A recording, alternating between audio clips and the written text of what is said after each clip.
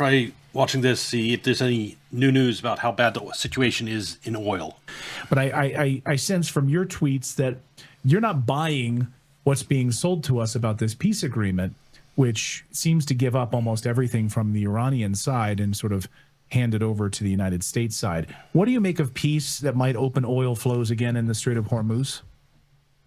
Well, it's this simple. 73 days ago, we had Trump for the first time come out and say the war is over.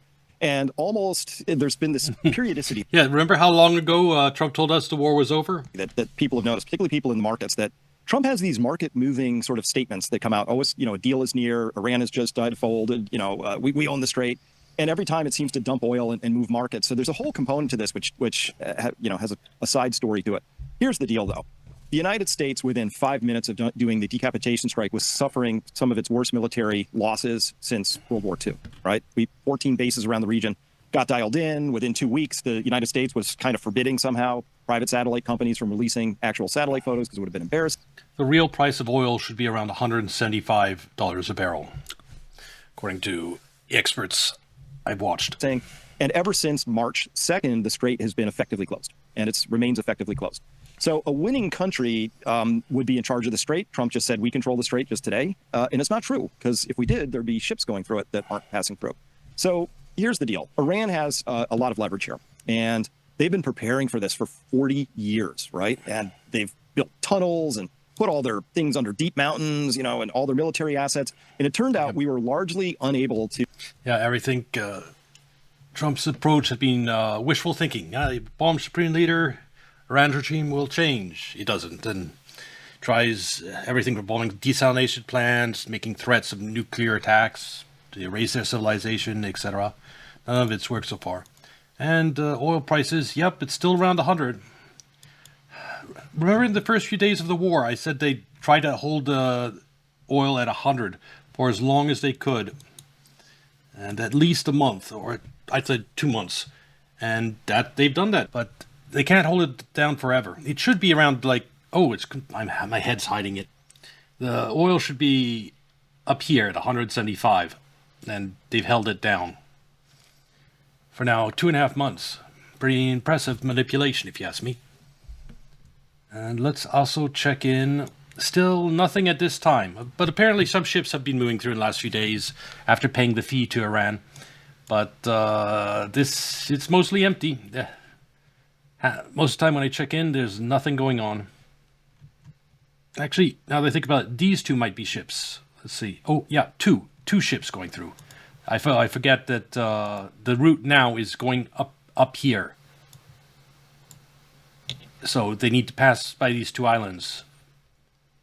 So we have 2 ships going through. It's nothing like it should look. Look at all these ships stationed around, not moving. To meaningfully deflect Iran from its strategy. And its strategy was to use different levels and layers of missiles, ranging from relatively crude to highly sophisticated missiles. It used up its, crappier stuff first, and then it moved into its more sophisticated materials later. And it showed a remarkable ability, Natalie Clay, to hit what it wanted to hit. I mean, with extreme precision. Okay. And then we came into the ceasefire deal, and Iran's whole strategy at this point, which I totally understand, is just run out the clock. Every day that the Strait remains closed is another 13 million barrels of... I've said it before. All Iran needs to do to win is hold the Strait of Hormuz closed 6 months. And they're nearly halfway there. Oil and oil products that aren't making it to market. And this is an extraordinary shock. We can get into that in a minute. So when I see these things, you asked about the peace deal. So the one that just got floated today, I actually think it came off of an obscure Telegram channel, and the Axios angle seems to be dead. So they pulled this thing up, and it was just a wish list of, it was everything the U.S. wanted, right? Iran gives up complete control of the Strait. It, folds. It doesn't get any money, all kinds of stuff. And Iran has been very clear. They've always said, look, we're going to have control of the Strait. That's a done deal. You're going to have to pay us some reparations, and we can discuss that later. We're not giving up our nuclear material. And, you're going to have to unfreeze all the sanctions and release our money. So right. The reparations are the ones that I think Iranians would be willing to give ground on. Because if we give them control of the Strait of Hormuz and allow them to charge a toll, they can just get their reparations themselves. So I think they'll demand that going into negotiations, but that's the one they'll be willing to compromise on if we recognize their control over the Strait of Hormuz. They haven't wavered from those conditions since ever so far. And that's all I can tell you from this point. I don't know what's actually going on with the negotiators inside, but taking Trump's statements, we're winning, they're losing, and that's not actually what the facts on the ground say. It's very frustrating to see oil prices react to what seems like a meme because we don't have any official source of this peace deal. And yet we've seen slight movement downwards towards price of oil. And so what are we to make of that? Because the constriction of supply. What you should really do is look at the open interest in the oil market and see, that means, did someone go in and sell a bunch more paper oil? Because that's what drives down the price there. Real trading price of oil, if you actually need to load it onto a ship, is higher than the futures market. It has not ended. It's only based on, a belief system of social media. It's astonishing. It's astonishing. So I don't know how we got here, because remember 2022, As for buying what, Proton Snail? Gold? Is it paper? Oh, it just was about paper? Okay. Yeah, they want you buying the paper oil that doesn't have any impact on the actual price of oil. You can have as much paper, like money pour in to buy paper oil, and none of it will make it through to actual tankers filled with oil and drive actual gas prices up. The Ukrainian war kicks off, and the world was worried about a 3 million barrel per day potential shortfall. That's a 3 million barrels per day. And oil prices shot up to $120 a barrel and all that. And here we are, an order of magnitude beyond that in terms of actual impact. Secondarily, you're right, Natalie. Every time Trump tweets something, oil just gets slammed. Today it got slammed for another $5. Went from 101 all the way down to like 96 because of this tweet, string that came out. And what's amazing is, so you have that. You have the tweet moving oil 5, 6, 7%, usually to the downside. And on the other side, you have Fatih Birol, the executive of the International Energy Agency, saying, this is the worst energy shock forever. We're running out quickly. You have top commodity analysts at JP Morgan, Goldman Sachs. You've got Jeff Currie at Carlyle saying, wow, we are weeks away from tank bottoms. You have Exxon CEO, Chevron CEO saying the same sorts of things. Basically, everybody who's anybody who really knows this business is just running up the red flag saying, wow, we are like weeks away from imminent disaster. And that doesn't cause anything to happen to the oil price. But Trump tweets out, we're winning, and bang, $5. Right. I'm highly suspicious this isn't organic. You're a futures. I mean, you look at this data more closely than just about anybody. So I trust your opinion on this, implicitly. When you're listening to Jeff Currie, you're listening to all of these individuals, but you're looking at the data. What can we expect over the next few weeks? Like, what is the truth here? The truth is that the simplest, most elegant chart in all of economics is the PQ chart: price, quantity, and demand, right? So there's supposed to be this relationship. If demand is here, right, and supply is here, you need prices not to make more supply come out of the ground right away, but you need prices to rise so that demand comes down. Now, we've been holding prices at a level where demand remains really, really high. And the way we've been covering that up, we in the United States principally, last week, for the last reported week, 17.8 million barrels left the United States of crude oil. It came out of our strategic petroleum reserve, or as I sometimes call it now, our strategic political reserve, and also commercial stocks. And that's our seed corn. That's our national, that's what we run our country on. And we're now just selling it at below market rates so that, I think for political reasons, we can make this seem like it's not as bad a thing as it is. How much is left in the oil reserves, and how long can we keep up that charade? Because I've seen you talk about this sort of moving paper around is not enough to hide the real story here, and I find that fascinating. Well, you go until theoretically you go until you run out. Now, I will add that selling strategic oil actually brings in cash to the U.S. government, especially if that is $100 a barrel. So helps fund our deficit while we do it. What's that? Where's running out? So we have two major stockpiles right now that we track pretty carefully. One is the Strategic Petroleum Reserve. That's 4 separate caverns along the Texas-Louisiana borders near the Gulf. And then we have this big stockpile at Cushing, Oklahoma, the big Cushing terminals. Cushing's at 25 million barrels right now. Sounds like a lot. Problem. Its operational minimum is 20 million barrels. It can't go below that because now the pipes are below that level. Like 20 million barrels is what it takes just to sort of like fill the system so it can operate. So we only have 5 million barrels left there. The salt caverns that hold our SPR, different kind of a thing. It's hard to say because these aren't giant holes in the ground. Well, they kind of are, but you fill it with oil. But to get the oil back out again, you don't just suck the oil down. You pump water in from below and you float the oil up. Problem is, these are salt caverns and salt dissolves in water. It doesn't dissolve in oil. So as we pump water in there, it's doing some damage. There's only so much you can pump in there before it really would be inadvisable to go any higher than that. And so this is hard data to come by, but for sure, if they say there's 374 million barrels left in there, it's something less than that we can actually realistically draw out without actually physically damaging our strategic petroleum reserve. different from China. China built above ground storage tanks. They have some underground, but theirs is like if they say they have 1.3 billion barrels in reserve, that's pretty tappable for the most part. We have a different situation here. So best guess, we have about 60 days until we hit tank bottoms here, tops. Gosh. And so what do you think that this shock will look like for us at home? We've had experts. That's why I said 6 months, because I knew these strategic reserves existed. And 6 months was more than enough to drain them. On saying the Big Mac index is going to go up upwards of 30. Yeah. Can you imagine a $30 Big Mac? What do you think? Well, there's this really famous chart circulating right now, and it shows we went through what was called a double hump inflation in the 70s, right? So from 73 to 78, there was this big bad round of inflation. Then, oh no, from 79 to 82, there was this next hump, and that was even worse. Now, that second hump went up to about 14% inflation back then. And see if any of this rhymes. We had this thing called the oil embargo from the OPEC nations. And so the Arab oil embargo was a cause because oil went up a lot in price all of a sudden. We had this little thing called the Vietnam War. So there was high deficit spending by the U.S. government. And so you get these twin forces, and it created that double hump of inflation, almost in a perfect rhyme this time. And so I actually think this next hump of inflation, which has already started, we just had our producer price index, the PPI came out. It's at 6%. That means in 3 to 4 months, the CPI will also be at 6%. But the actual reading for the last month was 1.4% for the month. You annualize that out, and that's closer to 16% yearly inflation. So look at that at 6%. That's the blended rate. But the single month of April came in at 1.4% just for that 1 month. So if that continues, hey, here we go. So this is the ticking clock. So here's how I'll I have some graphs of that, so I thought I'd show you. Inflation was heading up, heading. These are two humps he was talking about, going into the 80s. One hump and then the other. I need to make the image a little smaller. Mm-hmm.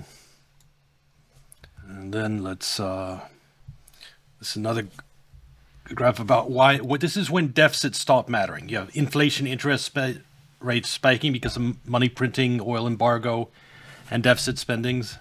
This is the link between inflation and deficit spending. So you see government big deficit spending here, big surge of inflation afterwards. Deficit spending, inflation, deficit spending, inflation, deficit spending, inflation.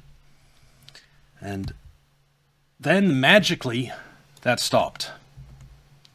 For the first time, this never happens to any country normally, but huge deficit spending and inflation drops. And that was Iran-Contra. That is the dollarization of the world beginning. So money printing never stopped, even though you see more deficits, more. But what happened was, look at that deficit spending that started in 1980. Huge deficit spending, and it was because we used drug trafficking, drugs into the United States. Physical dollars leave in bulk through bulk cash smuggling, and we dollarized a huge part of the world, like Nicaragua, with physical dollars. Accelerating, this is us heading towards hyperinflation, then this is Iran-Contra starting, and us dollarizing the world. Now we're going to go into another spiral like this today, and this time it's just going to go up to infinity, because the world is going to de-dollarize, and all the pent-up inflation from all those budget deficits is going to come back to us, and the dollar is just finished. Okay, let's get back to the video. All this pieces it. Trump can't just sit here and wait for Iran to drag its heels forever and ever. Iran knows that that's all it has to do. Get close to a peace deal, walk away, get close, walk away, promise you're going to get closer, walk away. So I think Trump legitimately wants out of this quagmire. Mm-hmm. But all Iran has to do is drag this out a couple more months. And now we're not just up against the wall. We're now responsible for creating what's a global catastrophe. And the rest of the world gets together and forces Trump to capitulate to Iran. That's the way this ends. But we need a couple more months and we need the fake capping of oil price to end and the real pain to begin before Trump capitulates. A giant global economic depression would probably be the right word for it. So if you can't let Iran wait, what do you do? Well, either you're going to have to give stuff up and negotiate. Like a negotiation means you don't come in and dictate terms. That's what the U.S. has been trying to do. Here's the 15-point plan, take it or leave it, or we're going to bomb you back to end your civilization, kind of. That's our language. If we want to get out of this with negotiating, it's going to have to be negotiation. Hey, we give up some stuff, you give up some stuff. Nobody walks away totally happy, but you get some stuff, we get some stuff.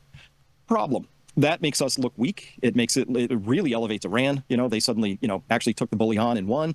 And I don't think that constitutionally, from an ego standpoint, I'm not sure we have the people in positions of power right now to do that. So what you need is for another 2.5 months, or when we get close to the 5-month mark of the war, 6-month mark, then this manipulating of oil prices will have ended, because there's no more oil to release from the reserves, and it's just been too long.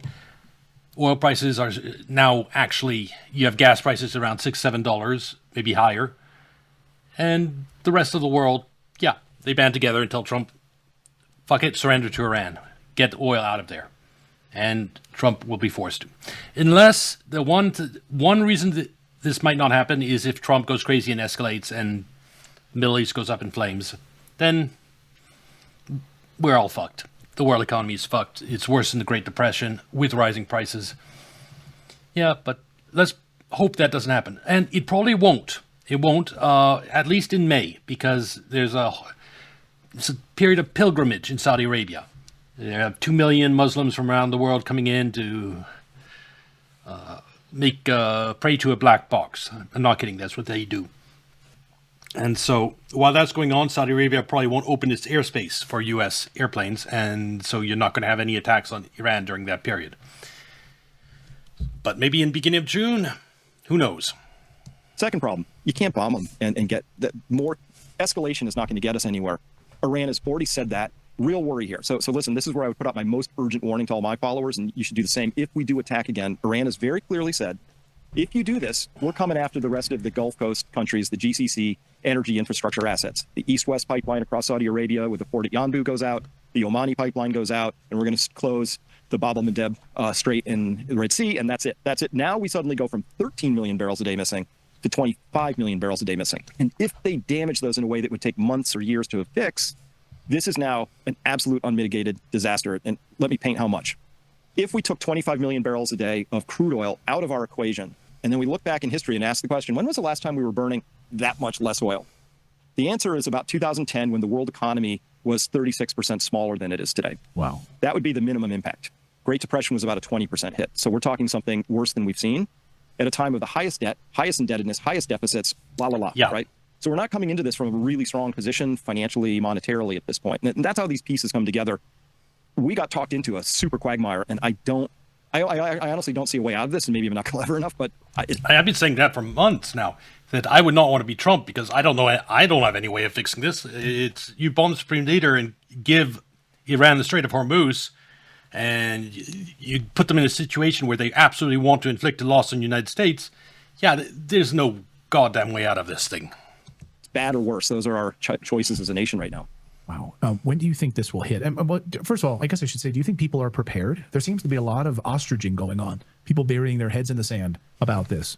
Oh, it was the same going back to 2008 financial crisis, and even, it's when the pain comes, that's when they realize. Until the pain comes, it's like Asmund Gold is going to be completely oblivious until gas prices shoot up to $7 a gallon. I would say most people are unprepared. And a lot of people don't want to know, actively ostriching. I think that's the right way to put it. Because it's a lot to take in. I get it. This is, intellectually, I think. It's not people, it's the media. The media isn't properly conveying how bad it's going to be. Most people can handle it, but emotionally, that's where it gets. You got kids. You got to take. You got to get your kids to dance class at night. You've got to take your son to swim practice, and you got to put food on the table. And you're running around. You're working. You're hardworking Americans who watch this show and have small businesses, and they're busy. Mm-hmm. Mm-hmm. And well, yes, people were living their lives. You could call that ostriching, but it's just people. Like, people don't pay attention to politics every day of the year. It's most time they're just people busy playing video games, and they don't want to pay. Who cares what's happening in Iran? To have to sit down and sort of sit there for 30 minutes and really think, oh my gosh, in the next 60 days, everything could change for us unless we're prepared. What does that preparation look like to you? Well, for me, it means first thing you do is And there's some people that live month to month, and they're planning, or not even that, maybe live day to day, paycheck to paycheck. For people like that aren't making long-term plans, aren't like making doctor's appointments to look maintain their health and aren't making long-term decisions, why would they care about Iran, what's going to happen in 2 or 3 months? It's way beyond their horizon for making decisions. Bottom of Maslow's hierarchy of needs, right? Food, shelter, safety, warmth, right? And so what I've been doing personally is I bought some more EcoFlow lithium batteries, so and I've got a solar system, so I'll be able to at least have electricity for sure, which can run some things. I bought an electric car. Never thought I'd be one of those guys, but it plugs in my solar panels. I've been thinking this is. I don't drive much, and I do have a solar panel. Something like this is coming for a long time. So I actually live on a small gentleman's farm here, but I believe in growing my own food, taking really good care of my neighbors, forming local relationships to as much depth as I can, because I really do truly believe if this gets as bad as it could, we're all going to be, our neighbors are going to be our most important assets. So really, it's a fundamental shift in belief. I agree with that, but I'm more thinking that it gets to that horrible stage when the dollar starts losing its value rapidly. That's a few years out. It'll be bad. But the financial crisis side of this hits next year, when the food crisis side of it also hits. The wave of defaults this high inflation this summer is going to cause, that is going to impact us next year. So the financial crisis is next year. This year, it's just people struggling under high prices. Believing that the systems will be there for you, and understanding that maybe you get a little bit of your freedom back by taking care of as much of that as you can. I don't say go 100% grow your own food. That's impossible, right? Unless you become a subsistence farmer. But if you can grow 5% of your own food, if you had to grow 50%, going from 5% to 50% is easy compared to starting from zero. Nobody wants to start from zero in this story, right? If you have to. But if you can't grow food, well, maybe you got local farmers, develop relationships with them.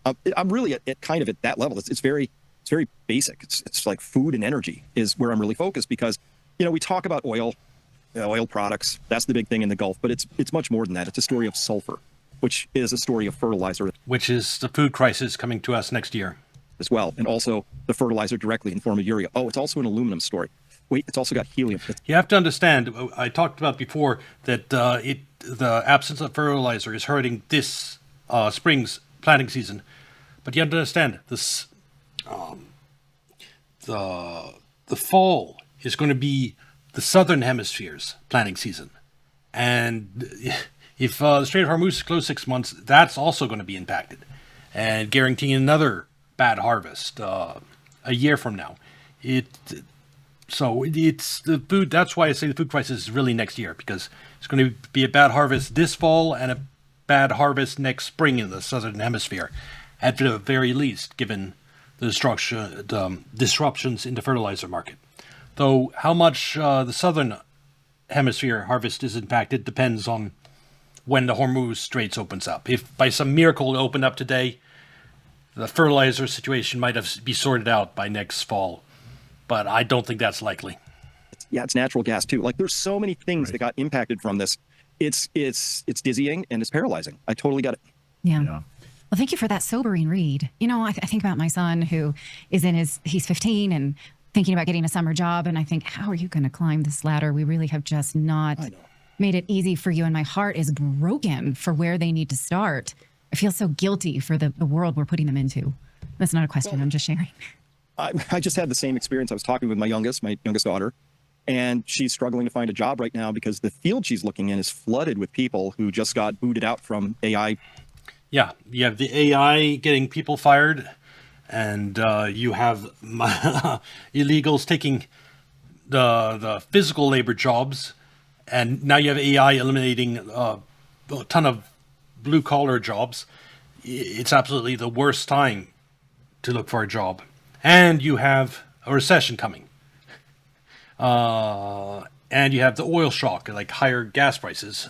All that combined, it's absolutely worst time to graduate from colleges right now.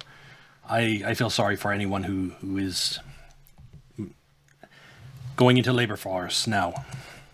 Taking over positions. So she's up against people with decades more experience who are willing to work for peanuts because they're really desperate. She's just trying to get started.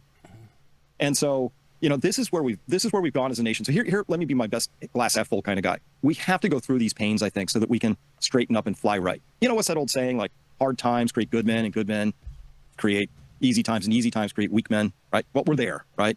And weak men create hard times. So, I mean, look at this, what we're doing with like just AI, which it has an energy component. That's why I analyze it. So much energy is going into these things. They're boxes. They're basically, I call them toasters. They don't make toast. You know, they just literally pour electricity in and they make heat, and cat videos.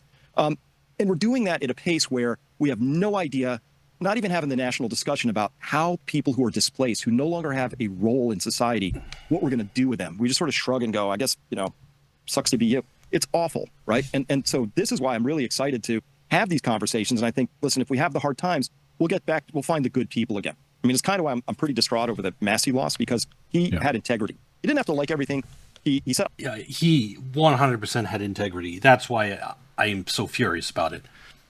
I liked almost most of what he said, because he was for the country, against deficits, against wars, all the stuff I believe in. So ideologically, I liked him. But more than that, he had integrity. And Washington, D.C. took one look at that and said, we have no use for a person with that characteristic here. We're going to replace you with somebody whose own SEAL team members hate it, you know, because he's our kind of guy, right, with outside funding. So I'm hopeful that good people get to rise up again, and we're gonna have to do some rebuilding in this country, no question. Yeah, you're right about that. And we need that strength more than ever right now. Chris, great to see you. The website is peakprosperity.com. Check out your latest episode, by the way, on called The Wake Up Call, Oil and AI Time for some soul searching. I like that. So check it out. New episode that just published called A Wake Up Call. Thank you so much, Chris. Great to see you. It was a pleasure. Yeah, real pleasure having you on the show. We'd love to have you back. Yeah. Thank you. I'd love to be back. Thank you Appreciate so it with much. you. Thank you so much for watching Redacted. Well, that was a not optimistic video about the future, and probably going to be accurate too. This summer is going to be rough. Let's wait for that. Anyway, like and subscribe. Come watch on Kick or Twitch, and I'll see you next video. Bye.